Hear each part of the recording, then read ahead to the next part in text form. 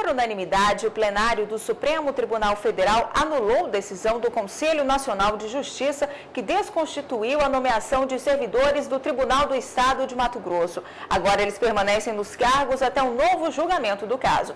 E ainda na sessão dessa quarta-feira, a Corte suspendeu a discussão sobre o limite de idade em 24 anos para o ingresso nas Forças Armadas. A análise foi feita por meio de um recurso extraordinário em que a União contesta a decisão do TRF da 4ª Região. O Tribunal Regional Federal da 4ª Região decidiu a favor de um candidato ao curso de formação de sargentos do Exército. O TRF declarou inconstitucional a cláusula do edital que estabelecia os limites de idade para o ingresso nas Forças Armadas. Para o tribunal, a Constituição determina que o critério deve ser definido por lei e não por ato administrativo, neste caso o edital. A União recorreu ao Supremo. O recurso começou a ser julgado em março deste ano. Nesta quarta-feira, o assunto voltou a ser discutido. Durante a votação, os ministros ressaltaram a importância do assunto, inclusive porque foi reconhecida a repercussão geral.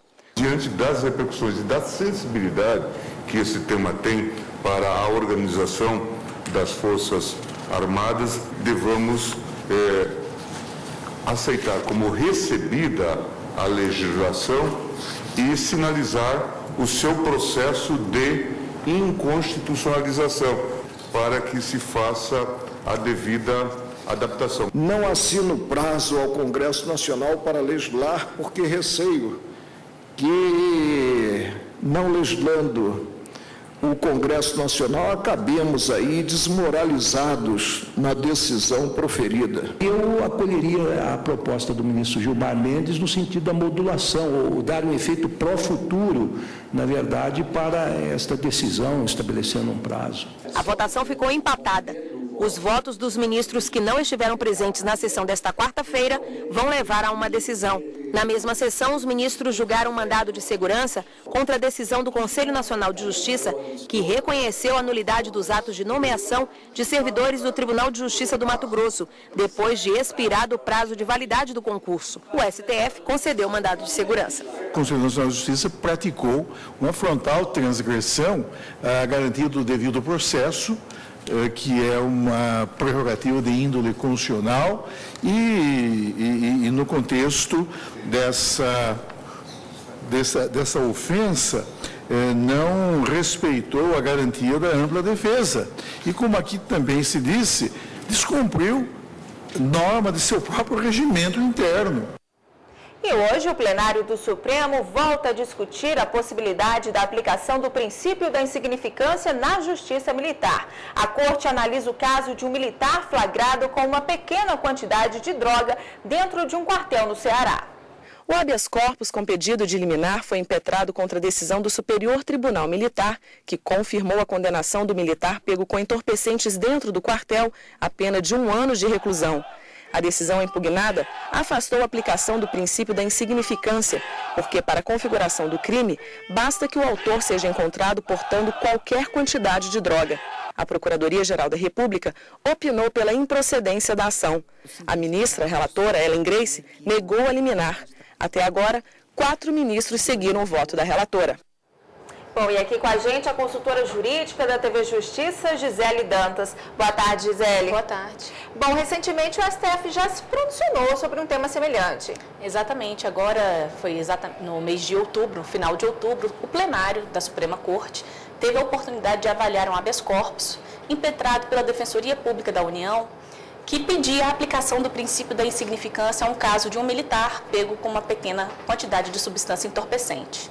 Na ocasião, os ministros entenderam, por maioria, que não se aplicaria o princípio da insignificância, porque na hipótese de crimes militares deve-se observar princípios próprios da corporação militar, da ambiência militar, como o respeito à ordem, a disciplina e a hierarquia.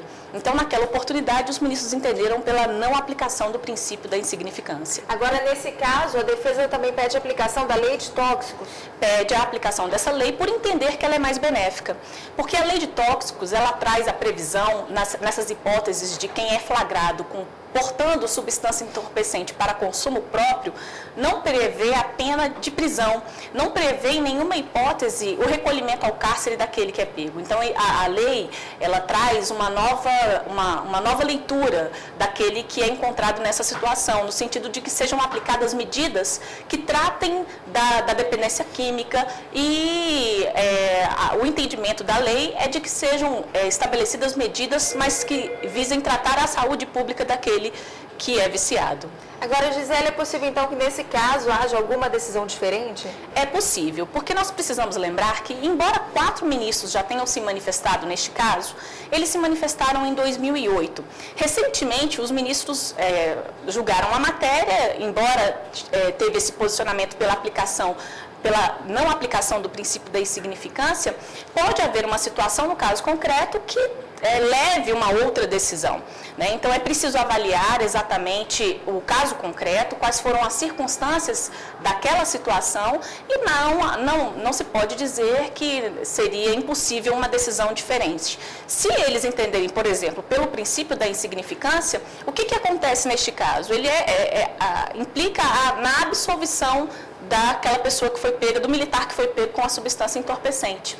Porque o princípio da insignificância, ele entende que o Estado não deve intervir em situações como essa de uma hipótese em que alguém é pego portando uma ínfima quantidade de substância entorpecente.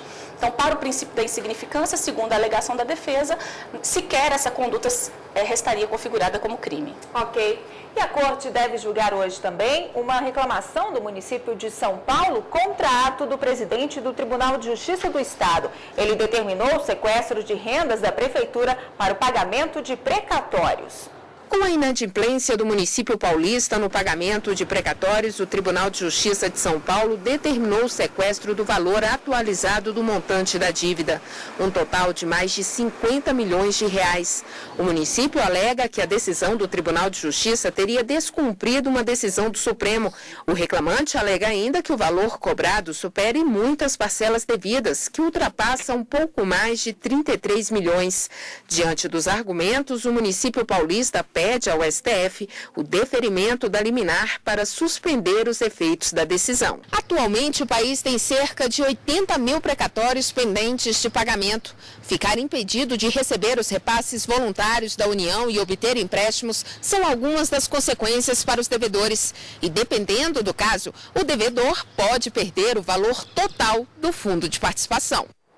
Então, Gisele, no que consiste precatório? Precatório é um meio próprio para pagamento de débitos judiciais que envolvem entes públicos. Toda vez que a Fazenda Pública ela é devedora, esses débitos eles são pagos por meio do precatório judicial, né? E quando se fala em Fazenda Pública, deve-se lembrar que está incluída a União, os estados, o Distrito Federal, municípios, autarquias e as fundações públicas também. Então, como é que acontece esse pagamento? A partir do momento em que se tem uma decisão judicial que condena o ente público a pagar uma determinada quantia, o presidente do tribunal que originou aquela decisão, ele determina que determina ao chefe do ente público que seja reservada uma verba para o pagamento daquele débito. A partir daí, se inclui no orçamento do ente público uma verba destinada a pagamento do precatório vinculado ao Poder Judiciário. Então, ele acontece nestes termos. Agora, a Constituição, ela prevê algo sobre esse sequestro de verbas para pagamento de precatórios? Prevê sim, porque quando se tem um precatório, há necessidade de que se estabeleça uma ordem para pagamento desses precatórios. Então, não se pode, por exemplo, pagar uma dívida mais recente antes daquela dívida mais antiga. É preciso que se observe uma ordem. A partir do momento em que se tem a quebra dessa ordem para o pagamento do precatório, há possibilidade, segundo o ato das disposições constitucionais transitórias, que é próprio da Constituição, há a previsão de que seja determinado, a pedido do credor, o sequestro de verbas públicas, de verbas suficientes para o pagamento daquele débito. Agora, no caso dessa reclamação, qual que é a origem do precatório? Tudo se originou diante de uma desapropriação feita pelo município de São Paulo. A partir dessa desapropriação, houve um débito que foi gerado pelo pagamento da indenização daquela desapropriação.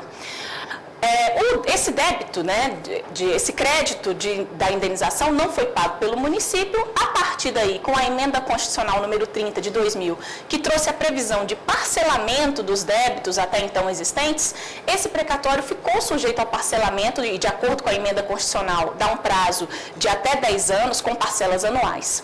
Então, em razão disso, é que o Tribunal de Justiça recebeu, o presidente do Tribunal de Justiça recebeu um pedido do credor para que fosse determinado o sequestro de bens dos municípios, de verbas dos municípios, em razão do inadimplemento de parcelas próprias desse precatório. Ok.